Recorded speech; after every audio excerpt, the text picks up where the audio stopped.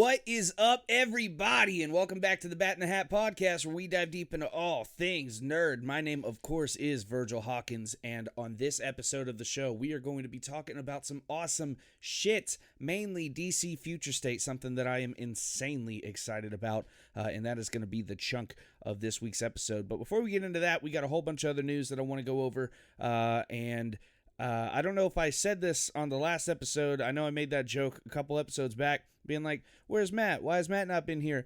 I moved this, coming back from COVID, I wanted to do a weekly show. I thought it was really important to me that I was like, all right, I'm going to pump out content. I really want to do this show. It's my favorite thing in the world, to do.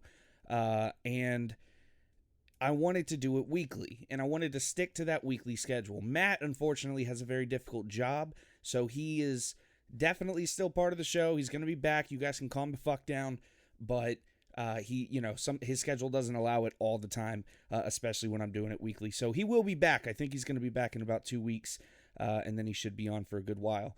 But intermittently, we are going to have guests. We're going to have other friends come on the show, just people so I can kind of chit chat, and you guys can not just hear me ramble on to myself and not really have a whole lot of points. And hopefully I won't have too many short episodes. Although I gotta tell you, I gotta be honest.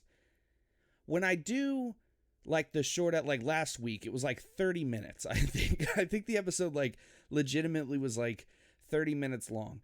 It's kind of a nice reprieve, right? Not every show, especially on a weekly show, it doesn't have to be a 2-hour show where I just fuck off, for whatever. No. Sometimes a nice little shorty, a little quickie, that's that's a lot of fun. So, if you guys are new here, feel free to say what's up. Follow us on the Bat in the Hat podcast on Facebook, at Bat Hat Pod on Instagram, where a lot of cool stuff is popping off. You can also find at Bat Hat Pod on TikTok now. At Bat Hat Official on Twitter. Just to get all that out of the way, if you like the show, please share it. If you're listening to this on a major podcast streaming service, give us a like, give us a rating, give us whatever. It allows you to give it to us if you're that sounded dirty. If you're listening to this on YouTube, you can definitely give us a like and subscribe. But I'm glad to have you here. If you're returning, thank you guys so much for listening once again, to all 50 of you who continuously listen to the show. But let's go ahead and dive into the news, yo. So the Batman. So we got some news from the Batman set photos. A whole bunch of new set photos just got released. And it's really cool shit, because one of them, it was, I believe, his stunt double. It could have been him. I'm not sure if he's back in full capacity. Robert Pattinson, I should say, is back in full capacity, or if he's still quarantining or whatever they're doing. I'm pretty sure he is back, though, because, he has to be back, because it showed him shooting up the steps. That being said, I still don't know if this was the stunt double or not. However, people were quick to point out that as he was sitting on the motorcycle and they were doing some more shooting, this stunt double, or this person, had a gun in a holster strapped to his thigh. Okay? And this is kind of important. I want to go over this. So, the big question: does Batman use guns ever? And before a lot of you say, no, that's his rule, you're right, kind of, but it is his rule. From The Dark Knight Returns, a lot of people remember the those are the tools of cowards, and they're clumsy, and they're too fast, and whatever. So yeah, he doesn't like guns. However, a lot of you may know, those of you who are real deep fans, may know that the original Batman, back in 1938, he carried a gun, and he shot people. I don't know how to explain that, other than Batman legitimately was halt, evildoer, bang bang, shot him dead. There was also a storyline that kind of went to tie that in. I don't remember if it started. I'm pretty sure it was in the 80s technically, and it was called Batman Year 2. So Batman Year 1 was made famous by Frank Miller. And, I can't really remember the name of the artist. Really phenomenal art, but a really phenomenal story. And it kind of showcased what Batman was like when he had first gotten back from his journeys. And he was like, all right, I got to do something now. And I need my inspiration. And then the bat flew through the window and shit. But year two was a little different, and it kind of was made to tie in that original Batman, being like, oh, maybe I should use a gun. Like not even in full capacity. It wasn't like he was straight up murdering people, but he definitely was like, there's a place for this. And then eventually they were like, no, we're going to stick to Batman's no gun rule. The only reason I bring this up is this movie is based off of a lot of things. It's kind of a compilation of certain elements of different comic books and different series. But it's supposed to be set in like year two. So it's not a brand new Batman. He's kind of working with the GCPD already. He's gotten a little more confident what he's doing. He has a little more of a setup. His Batcave is already set up. He's got a lot of things going on, but he's not a super experienced Batman either. So it is kind of based in year two. So I'm very curious to know if that's an actual gun. A lot of people were like, well, it could be, a tranquilizer. It could be a grapple gun. It definitely, to me, was not a grapple gun. But if you guys are interested, go ahead onto the Bat in the Hat Facebook page. There is an article from CBR that you can see all those photos.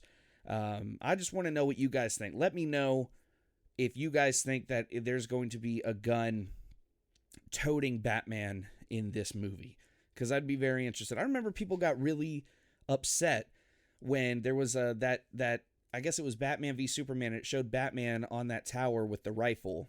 And a lot of us remembered that it looked exactly like the scene from The Dark Knight Returns, where it was kind of like a grapple, kind of rifle. I don't know, but it definitely wasn't a like a hunting rifle or anything crazy like that. No sniper rifle, nothing nuts. But not only did we get those photos, we also got set photos it showed extras dressed up in costumes as Superman, Wonder Woman, and what possibly looked like Hawkman or Hawkgirl. We only saw like a wing, so we don't know. Now, people are kind of losing their mind, because that would mean that already in this world there's an established Superman and Wonder Woman, right? Like off the bat. Or there's another theory going around that this is much like Christopher Nolan's Dark Knight. This is a contained Batman, where there is not like Superman and other heroes and stuff like that. I fucking hope not. I don't want another one of those. I think that's actually kind of dumb. That's why we didn't get cool stuff like Bane with using Venom. We just had fucking Tom Hardy getting all, I'm Bane. I don't know. Fuck. But people are excited, because that could mean that there is an established Superman and Wonder Woman in the universe already.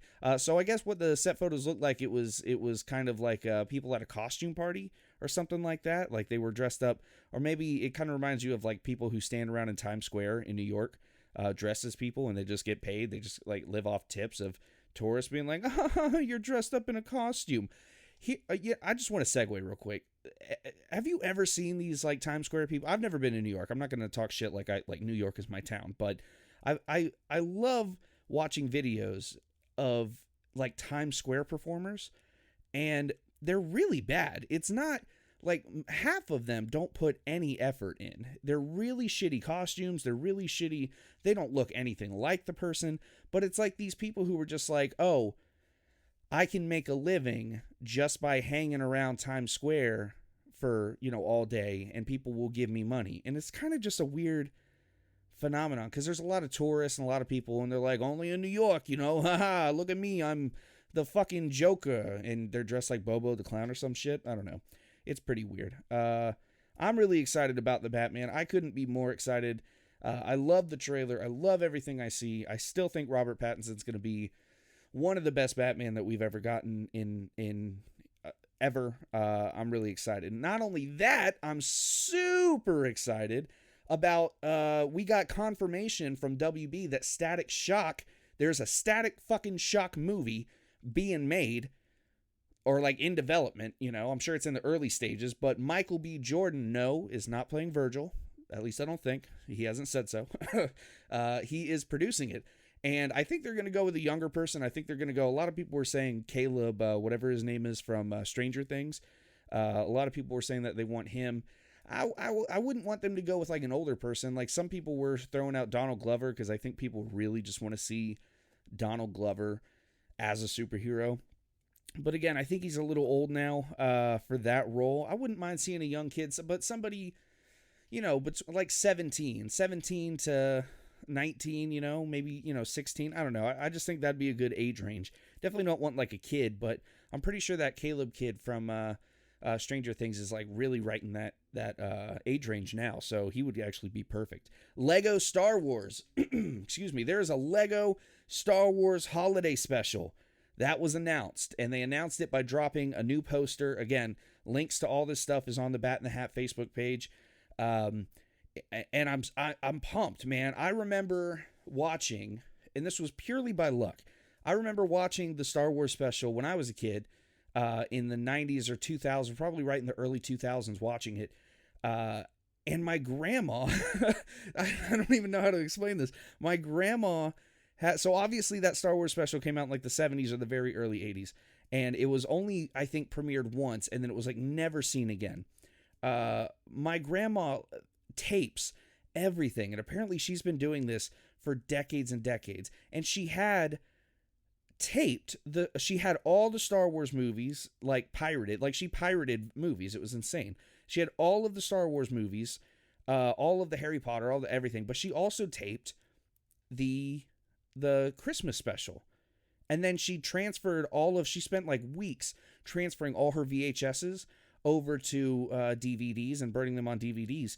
And then she gave me the DVD. She just was like, here, kid, watch this shit. And it was the Star Wars Christmas special. And I was in awe because not only, and I didn't appreciate it as a kid. I mean, I did, I loved it, but I didn't know the significance. So not only was it a Star Wars Christmas special where you're watching Chewbacca and his fucking family, and you're meeting Chewbacca's wife and shit, which is not canon. It's kind of crazy to think about. But it was the introduction of Boba Fett. Boba Fett's first appearance was in the Star Wars Christmas special. And now they're going to do a Lego Star Wars I'm sorry. Super, super wrong of me to be saying Christmas special this whole time. I'm so sorry if there's any nerds. It's the holiday special. And why that's important is that they don't celebrate Christmas by any stretch of the imagination. They celebrate Life Day. And I apologize to any nerds listening right now who are getting madder and madder every time I say Christmas special. It is the Star Wars holiday special, and they're doing a Lego version of it. And I can't help but speculate if they're going to do a scene-for-scene recreation and update, or if they're going to do just something completely new. Of course they're going to do something completely new. However, it would be cool to have a lot of Easter eggs from that original holiday special. I would love that. Let's see what's up next. Dexter was announced to return as a limited series on Showtime. What does that mean? It means good shit, people. It means that Dexter is coming back for like basically one more season, maybe a short season. And it is going to be, I mean, that's it. A limited series is probably going to be like, 10 episodes, maybe. And it is going to basically be like, what's Dexter doing now? Greatest serial killer of all time. What is he doing now? And I am living for this shit. I cannot wait. I don't have any other information. I wish I could expand upon that. I loved Dexter. I know Matt loved Dexter. I'm sure that he's very upset that he cannot be here to talk about Dexter right now. And man, I don't know. I'm just I'm pumped about it, man. I can't wait to see. I'm really big into anything spooky and horror or serial killer, like I think a lot of us are in our generation for some reason. And I think that Dexter was such a well-written, well-put-together show. The vibe of it was always just eerie and like weird and made you uncomfortable, but it was just such a good fucking show to watch. I can't wait. Sony confirmed Spider-Man 3 first look is going to be coming in December. So in December, we're going to get a good first look, maybe a trailer. I don't know what necessarily it's going to entail, but I doubt a trailer, right? Because it's a year. So the movie drops in December of 2022, the movie drops in December of 2021, and December of 2020, 1 year prior, we're getting a first look. So it could be a trailer, I guess. Yeah, they've done. Yeah, that's plenty. Yeah. Mallrats 2, you know what? No, hold on. We're going to talk about Mallrats 2 in a minute because I'm dying to talk about it. But talk more about Spider-Man. I'm pretty sure that I didn't write it down here because I only try to get sources from like sites I trust. We Got This Covered is not a site that I trust. They have nothing but bullshit constantly on their site. So I don't take articles from them. I don't read articles from them. I ignore them completely. Joe Blow Movies, also full of fucking horseshit. So if it's not coming from sources that I think I can trust, I don't. However, I did see from a couple different sites that were not my usual sources that Tobey Maguire has confirmed that he is not in talks to come back for Spider-Man 3. Really just destroying dreams, really just like letting us all down. But it is what it is. We can't, just because we all want something doesn't mean that we can expect that it's going to happen. It definitely would have been nice, man. Everybody wants like a live action Spider-Verse, but also give him some fucking breathing room. like we just got Spider-Verse a couple years ago. We're going to get a Spider-Verse 2, like the animated movie. Do we really need that in the live action? Like, yes, I think it'd all be cool. We all love Easter eggs. We all love like cool shit to happen. We want to see that kind of stuff, but maybe back the fuck off for a minute. Like, I don't know. Every time I hear people talking about like, yes, Spider-Verse, I'm down for like a multiverse in general for the MCU. But I don't know if I necessarily want to see 30 Spider-Men on screen live action right now. Just cool multiverse shit in general would be fine with me. Anyways, Mallrats 2 was confirmed to start shooting in 2022. Reportedly, now the movie was confirmed to start shooting. However, reportedly obviously means that this is just still kind of rumor. Reportedly, with the entire cast of the first movie reprising their role, including Jason Lee and Ben Affleck. Ben Affleck reprising their roles from Mallrats. Mallrats, once upon a time, maybe not so much anymore, but once upon a time, Mallrats was my all-time favorite Kevin Smith movie. Those of you who know me know that I'm still a huge fan of his. He is the inspiration behind what I do. I am nothing but a clone of my heroes. And Mallrats is honestly one of the funniest, one of the most genuine and just original movies that I've ever seen. I think it's amazing. I think everything about that movie is great. And I would love a Mallrats 2. I thought that they were going to do it as like a mini series or something like that. But I guess they're going to do a Mallrats 2 movie. And if they could get everybody to sign back on, oh man, that would be so fucking cool. Let's see here. Animaniacs, man. Oh my God. Animaniacs. We got a trailer from Hulu for Animaniacs. They are coming back. They're going to do they even made a point to be like, these aren't reruns. These look like new HD, and it is. We're getting new episodes of Animaniacs. And at the end of the trailer, they announced that they're also bringing back Pinky and the Brain, which I think, if I remember correctly, Pinky and the Brain started as like a sketch that was part of Animaniacs, because Animaniacs was kind of like sketches. And I think Pinky and the Brain started on Animaniacs, and then they got like their own show. But yeah, we're getting both Animaniacs and Pinky and the Brain back on Hulu. And I find that interesting. I find it interesting because Pinky and the Brain and Animaniacs are both Warner Brothers properties. Like, they're known, the Animaniacs are known as the Warner Brothers and sister. And I love that. I'm sorry. I love that line. They're Warner Brothers properties, and Warner Brother obviously is exclusive to HBO Max, and that's why all the DC properties and everything are on HBO Max. And Hulu is owned by Disney and Disney Plus. That's why you get the Hulu. So why is this Warner Brother property, these two Warner Brother properties, why are they being put on Hulu? I don't know. All I know is that I'm stupid fucking excited. I just want it. I want it. I want it now. That's all I'm going to say. Go check out. Again, all the links to this stuff is on the Bat in the Hat podcast Facebook page. That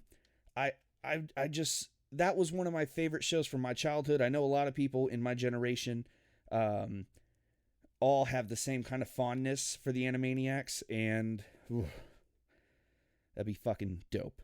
Space Jam 2. Space Jam 2 had its synopsis leaked onto the internet today. And I guess one of the main ideas is that LeJean Brames and the Looney Tunes are going to have to, I don't know if it's like battle or face, but it said that before the big basketball game at the end, which is going to be against digital versions of the best the best NBA and the best WNBA players, is going to be the team, like the Monstars. But I guess before that, they're going to have to beat or face, it says, a lot of like cameos from Warner Brother properties, such as like one of the leaks was the Joker, Pennywise the Clown, The Mask, Voldemort. Like they're going to have to face all those characters in one way or the other. I don't know what the fuck that means, but I mean, I'm pretty excited. I think it's going to be cool. If you guys haven't been able to tell, I have a very positive like outlook on these kind of things. I get really excited for this instead of just being like, oh, it's going to suck ass. I don't understand why every time I go on the internet, the top comments, and I guess I understand it, but the top comments that show on Facebook and Instagram, they're just people fucking complaining. Like, guys, if you don't want to watch something, guys and girls, if you don't want to watch something, don't watch it.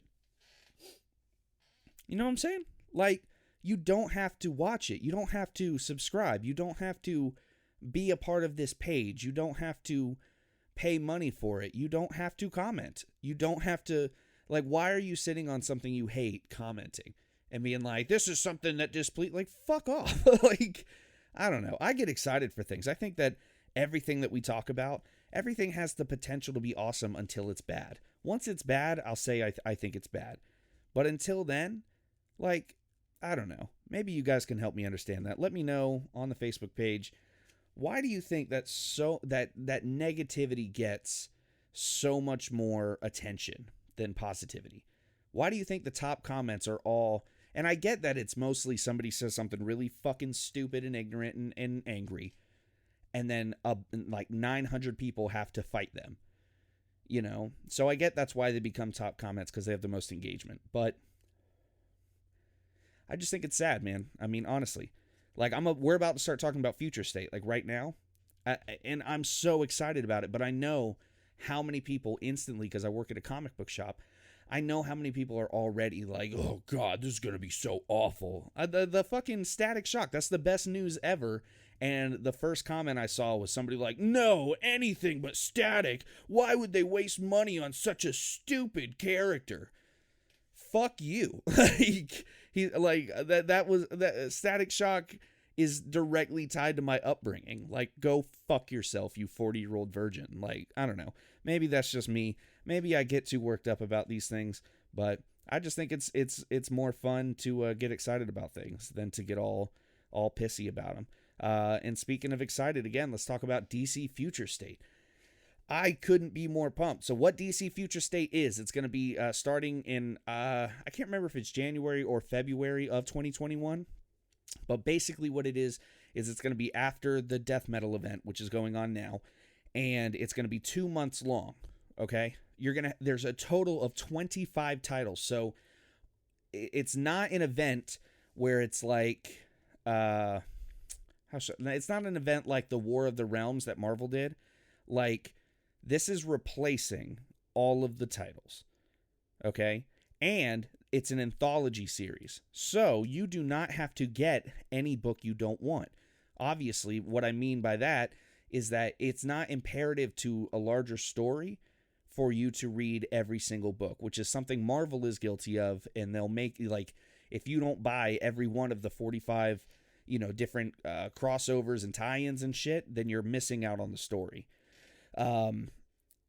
It's going to be an anthology. It's going to jump to the future. So basically what it is, it's kind of the future of DC. Like, literally, like, some of the stories are going to be in the near future, like a couple years from now. Some of them are going to be far in the future. And I'll tell you what I mean by that in a second. There is, like I said, 25 titles, fully returnable by your local comic shop. Now, that does not mean that you can return your books. That doesn't mean like, I hated this. No, you can't have your money back. But the local comic shop, if they don't sell, if they're not a success, if it's not a hit, they can return their copies, which is great.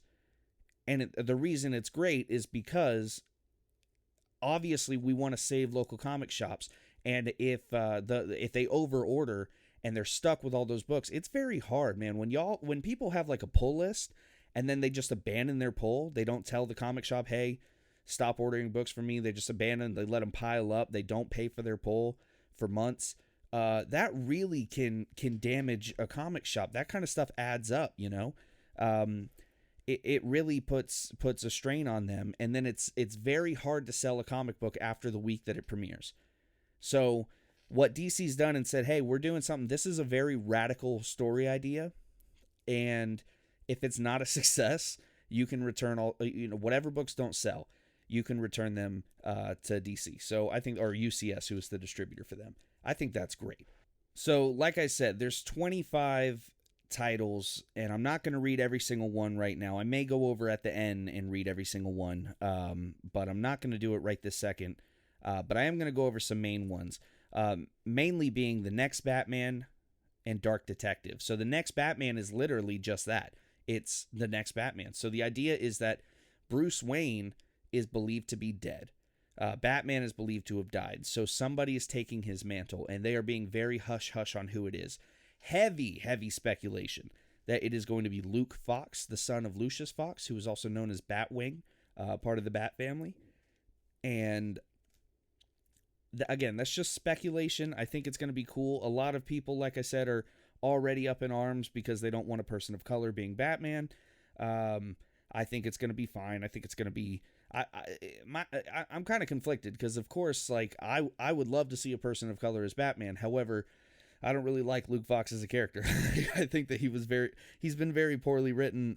They can redeem that, of course, at any time. And I think John Ridley is writing it, so it's going to be pretty amazing. Now, Dark Detective is on the other end of that. So what it is Batman is not dead. Bruce Wayne is not dead, and he kind of reverts to being a street level, almost like a Punisher version of Batman. He's wearing like very minimal armor, wearing like a bulletproof vest and a cowl, and which just kind of looks like a helmet with bat ears, and he's got a spray painted on bat symbol in yellow. It looks badass. I can't wait for that. Harley Quinn is interesting because, again, all these books are placed in the future. We just don't know how far each book is in the future, and this does not look like our Harley Quinn. So my theory is that this is going to be like Harley Quinn's successor or somebody who comes after her. Robin Eternal. That one's going to be really great because we don't know what Robin this is. We don't know if it's going to be Damian or if it's going to be a new Robin. And I think it'd be really great to have one of those introduced. Maybe it's going to be Luke Fox's or the next Batman, whoever the next Batman is. Maybe it's going to be his Robin. And then we have Justice League. And there's a couple cool things about that. So you got kind of like a blow up like splash page that showed Superman and the new Wonder Woman.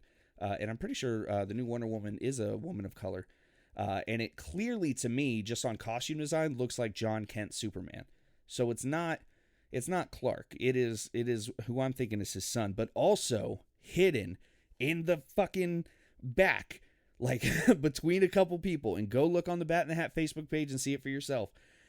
Red X from the Teen Titans. If you guys remember the show, the Teen Titans, the Red X, he was kind of he was like Slade's like right-hand boy, right? Like Robin himself was Red X for a while, and then there was, of course, another Red X.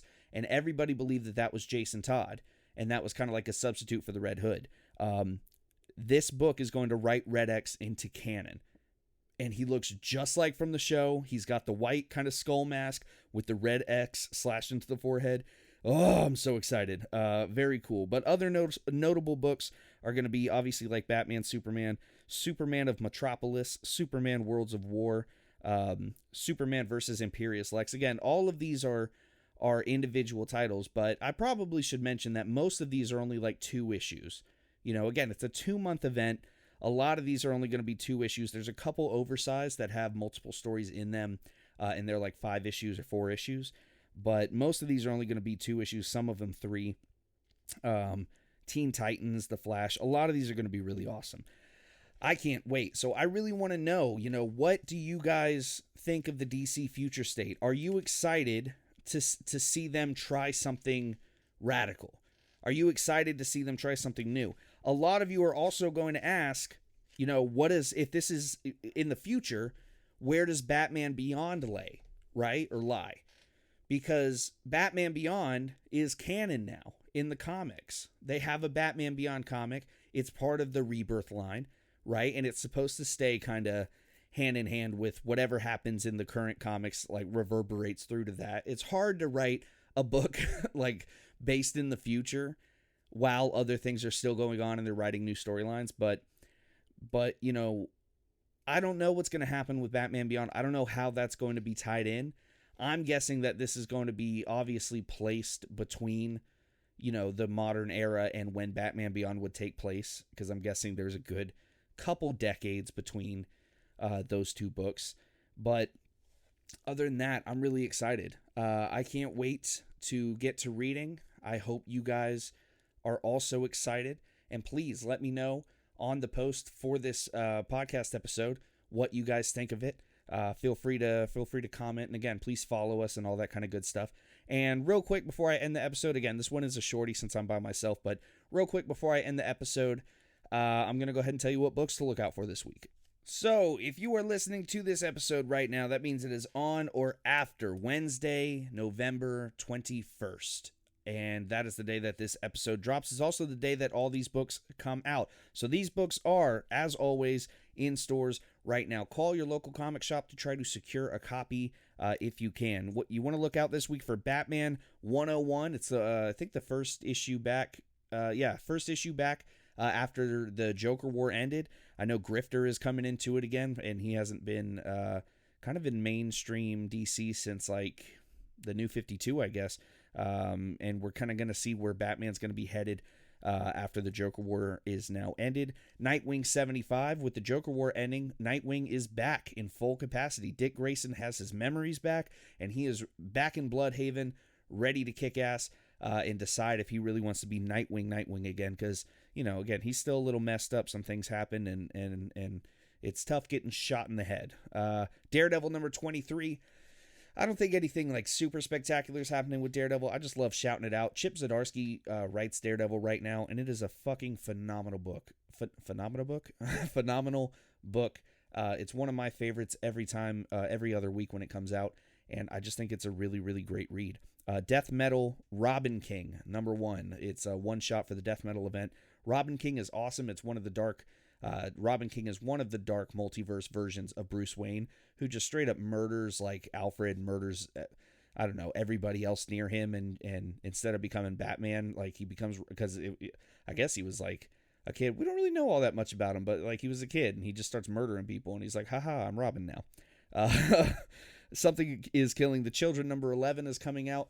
Something is Killing the Children is a book written by James Tynion IV, who is the current writer of Batman and the writer of many, many phenomenal books.